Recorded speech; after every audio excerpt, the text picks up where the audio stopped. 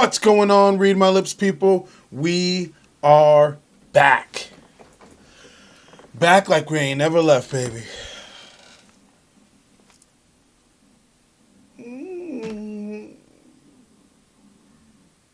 The headache hasn't left since last night's debate. I'm almost at a loss of words, which isn't good for somebody who does commentary on political issues. I don't even know where to begin, but by God, we're going to begin. Okay, so Donald Trump versus Joe Biden. It was a clusterfuck, to say the least. I've spoken to Democrats and I've spoken to conservatives. I've spoken to liberals. I've spoken to everybody since that debate. And we all seemingly agree that it was a disaster. We could all come in agreement on that one issue, that this debate was a disaster. Now, the Republicans and the Democrats, the centrists and the progressives, they disagree as to who the winner of the debate was. So while we all agree that it was a hot mess, we disagree as to who the winner of the debate was. I'm going to tell you my winner of the debate at the very end. So, forgive me if I'm sort of all over the place with this retelling of some of the things that stuck out to me during the debate. But my brain has melted from watching this. All right, so one of the things that have stuck out from this debate is that they asked Donald Trump to denounce white supremacy. It's a simple enough question, and it should have honestly been, yeah, I'm fuck white supremacy. I denounce white supremacy. Now, Donald Trump did not denounce white supremacy. He told the Proud Boys, he picked them out, he picked out a group, right, who has ties to white supremacy, and he told them to stand down and stand by. Now, what does that even mean? First of all, you sound like Optimus Prime talking to the Transformers. Autobots, transform and roll out.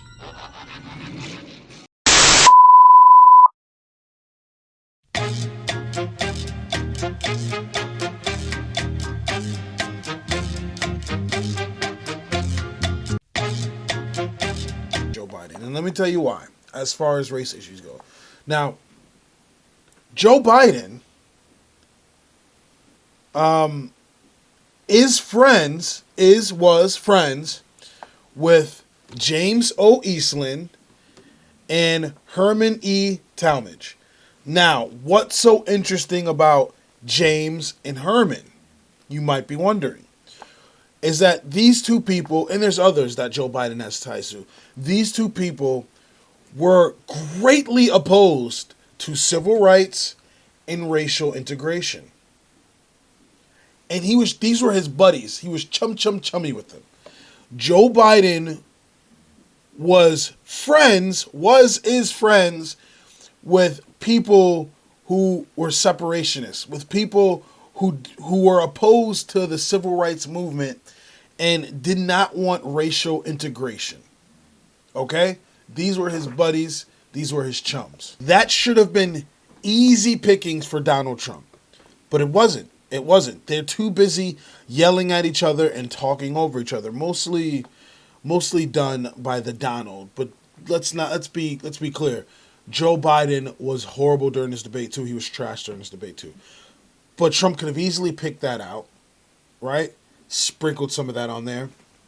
And then Trump did say something that because there was so much yelling, that the few gems Donald Trump did drop, it went right over. Mostly he lied. Mostly he lied and bullshitted, and he was an orange buffoon. Like, that's clear. But in this argument, in this debate, he did sprinkle a couple gems that were true, right? One of them was the crime bill. Joe Biden was the architect to the crime bill, right? Trump has said, and he said it during the debate, but it quickly got washed over because of the clusterfuck that it was. He's still letting people out of jail that Joe Biden put in jail via the crime bill. Donald Trump is still pardoning people that Joe Biden put into prison. By people, I'm talking about targeted African Americans. The crime bill was made for them. And the Democratic Party was calling them and referring to them as super predators. This is what these Dems at the time were referring to these people as, right? So he was actually on the money about that, but he could not articulate it well because we were in the middle of a shouting match. So Joe Biden ended up looking bad. Listen, it is a no-brainer. It is a no-brainer that Trump dog whistles and that Trump spearheads racial issues. Okay?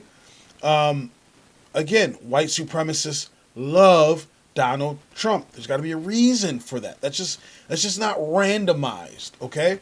So obviously he is not great on race issues, but Biden tries to paint this picture that he is. And it's so funny because Kamala Harris is potentially our next vice president. But when they were going at each other in the primary, remember, I was that little girl. She had T-shirts made directly after that. I was that little girl. Greatly opposed to Joe Biden and his racist tendencies. Joe Biden wanted busing desegregation. She was that little girl, remember? But now she's got the VP spot. What you mean? I don't remember about that little girl. I don't remember about the little girl. So, swing and a miss for Trump. He could have got Biden on that. He flopped. But listen, people that are watching this at home, Susan Everybody's and Johnny Know Nothings that aren't delving deep into this political crap that me and a lot of my Yang Gang colleagues are. If you're not knee deep into the politics, something like you're watching something like this, you're not thinking about those things. It needs to be said directly to them. And if you don't, you miss an opportunity and it flies right by, it goes over their head. So as they're going at each other, this is what I'm thinking. I'm like, Biden, you could easily say this. Trump, you could easily say that, but they're not because they're going at each other over meaningless, menial crap. Okay? So big miss, right? Biden wasted the opportunity that he had to get on Trump about his income taxes. He did not hammer him hard enough, right? There was plenty of opportunities he could have got at Trump about over the revelations that Trump paid only $750 in federal income taxes in 2016 and in 2017. He could have got on Trump about the handling of the environment, Supreme Court appointment, and criticism of the military. He could have hammered him hard on a couple of those things. Again, a lot of it was because he was being overtalked, and Biden couldn't really get his full thoughts. He couldn't articulate his full thoughts because as soon as he would come out halfway through a sentence, Trump would interrupt. Now, these things kind of worked during the Republican primary originally. But in this situation, right, because of where America's at right now, because of what America's going through right now, you have to take a different approach. And like Chris Christie said, Trump came in way too hot. There were a couple of Republican political figures that said Trump came in way too hot. And when they first came out and they were looking at each other and they were talking to each other, I thought it was going to be very civil. But it quickly escalated. And we were left in another situation like, where's the adult in the room? Right? Another thing that I found interesting that stuck out to me is, first of all, Trump keeps trying to paint Biden as this like far left socialist kind of entity. And that's just not him. He's a moderate Democrat. He's a corporate Democrat. That's not him. That's not him at all. I've even talked to some of my conservative colleagues, and some of them thought that. And I'm like, where are you getting this information from? He is the exact opposite of that. That is actually how he ran, as the opposite of that, right? But Trump keeps trying to paint Biden in this picture, and it's not sticking, bro, because it ain't true. It's not sticking. And he did bring up an interesting point, and it was the Bernie Sanders point, that Biden was lucky to be up there. Biden was lucky to be up there. That we could have easily had a different story had, he called her Pocahontas, had Elizabeth Warren would have strategized better for the sake of the Democratic Party and dropped out, right? If she would have dropped out much quicker than she had, because let's just face it, she wasn't winning. It was really weird that she was still in there. All she did was siphon votes from Bernie Sanders, pretty much. That's pretty much common knowledge. That Bernie would have easily gotten those votes. He was the other progressive still in the race, and it could have easily been Bernie Sanders standing up on that stage as opposed to Joe Biden. And Trump pointed that out, which Sanders people fully acknowledged and gave the head nod to, like, yo, that's true. Biden did come out and say he is not for the Green New Deal, which that's of no surprise to me. I already knew that. But if there were people that were clinging on to that were hoping that Biden was going to change his mind about the Green New Deal, that didn't happen. He's not for it. He's come out and specifically said he's not for it. And Trump's response is like, oh, you did it. You hurt yourself. Look what you just did. You did it. He didn't hurt himself, because we're so far into this shit. The Dems are so done with Donald Trump that even the uber progressive Democrats are going to turn their head and forget they heard that Biden's not for the Green New Deal, because they so desperately want to get his ass out of there. So under normal circumstances, that might have been a bad blow for Joe Biden. But they're going to swallow it and keep it pushing. They're going to be like, what the fuck else? You got to go, Orange Man. You got to get the fuck out of here.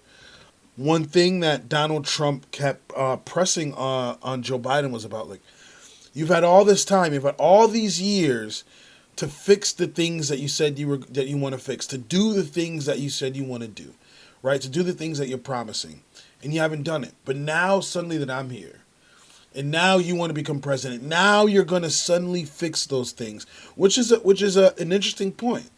Pretty much dangling that carrot, saying, I'm going to do this, guys, come to this side, I'm going to fix it. And then once you get him in, he doesn't do any of the damn things that he said he was going to do. That's what he's pointing out that Joe Biden's doing. Now, to be fair, Trump, you did the exact same thing. You ran quite an interesting campaign. You ran as a populist. You promised you were going to do a whole bunch of things that you never ended up doing. So your point is taken that the Dems have had power and they didn't do any of the things that they said they were going to do. And that you supposedly came in here and you did all this shit and fixed it, and it was amazing and it was wonderful. But you both look silly in that exchange. But interesting way to attack Joe Biden on. Another thing that I saw rumors going about, that Joe Biden had an earpiece and they were feeding him answers. That's just untrue. That Joe Biden wasn't getting fed answers. He didn't have somebody feeding him answers or anything. Look, it's already bullshit as it is that we have to sit there and watch these two clowns. But to throw in conspiracy theories on top of it, ain't nobody got time for that. Ain't nobody got time for that. Ain't nobody got time for that. Ain't nobody got time for that. We don't got time to deal with that, right? We have no time to deal with that. Cut it out. Cut it out. Another point that got muddled up because they were arguing with each other is that Trump was insisting that Biden was going to shut down the economy again. Now, I personally know people that are deathly afraid of that, right? That was an interesting attack because Biden did say he'd shut this country down instantly. And I remember like being on edge when we were shut down. My job was shut down for over 3 months and wondering what's going to happen. Are we going to go back to work? Some people were past their breaking point and were like, fuck it, I'll risk catching the virus. I got to put food on my table. It was an interesting couple of months, right? And so we're not at a sense of normalcy yet, but people are hoping and praying we get back there. I talk to people every day, customers every day, talking about they can't wait to get back to a sense of normalcy. And shutting down scares people. Now, I'm not saying that's not... I'm not sitting here saying that that's not the best way to approach things, right? I'd have to do a lot of thinking and a lot of soul searching to figure out if shutting down the economy would be the best way to handle this virus, blah, blah, blah. But, and I'm leaning towards no at this point. But, that was an interesting attack, and it does scare people. The one time Biden really got passionate was about his offspring, all right? When he brought up Beau Biden. And Trump was like, I ain't talking about Beau. I don't know Beau. I'm talking about Hunter. Pretty much called him a crackhead. Pretty much called him a cokehead. And, Biden did admit that his son had drug issues that he's trying to overcome, which people can find relatable, right? I think people love to be able to relate to a person in power or somebody that they want to look up to. Being relatable is key in my opinion. And I don't know, the personal attacks. Listen, I personally believe that Hunter Biden has taken foreign money, and he's getting tons of money from who named it, right? But I also think Trump is as well. So it's one of those weird attacks where, bro, you're doing some of the same shit, right? So it's kind of like null and void. It's null and void. Trump, I know for a fact, has broken the emoluments clause, right? He's done that with Saudi Arabia, for being honest. So these personal attacks on his kids, unnecessary. It brought a spark of passion for Joe Biden. Hunter Biden at one point in the media was like a big talking point. I don't think it's going to fly right now, right?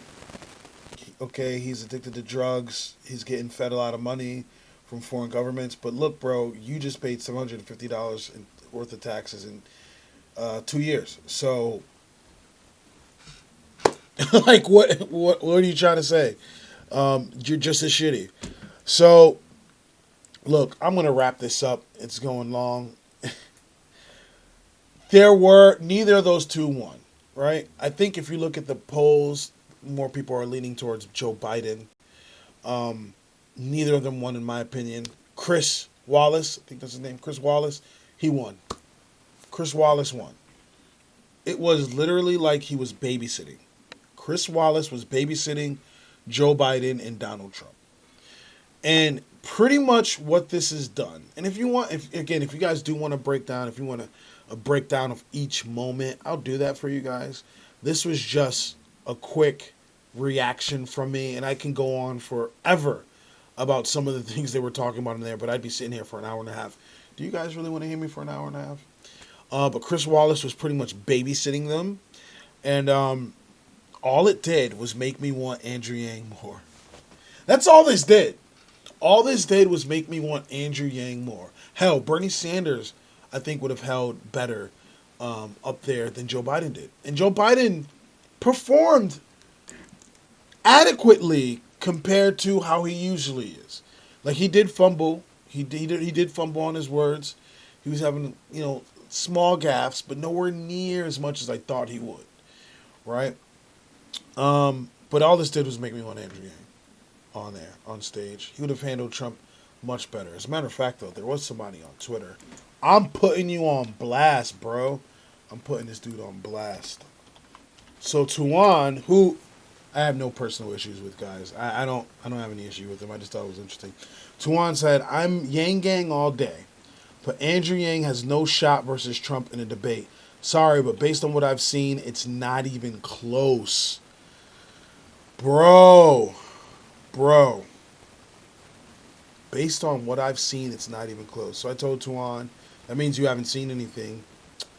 Poor guy's as blind as a bat, and we need to open a GoFundMe for Tuan to get his eyes fixed. I don't know how you can think that Andrew Yang wouldn't have stood a chance against Donald Trump on stage. He's wittier than Joe Biden, smarter than Joe Biden, faster than Joe Biden. I don't understand how you could possibly think that. But yeah, the winner of the debate, in my opinion, was Chris Wallace. He babysat these two. It's going to be interesting to see how the second debate goes. Trump came in too hot. They overtalked on each other. Joe Biden had the best points, but the points that Donald Trump did have, the solid points he did have, were overshadowed by his hubris, his snarky remarks, his cockiness, and his whining. So we got nothing out of that debate. The American people got nothing out of that debate. And honestly, my eye is starting to twitch from it because I had to watch it twice. I watched it the first time, then I had to watch it again, so it was fresh in my mind when I spoke to you guys. So I am debated out.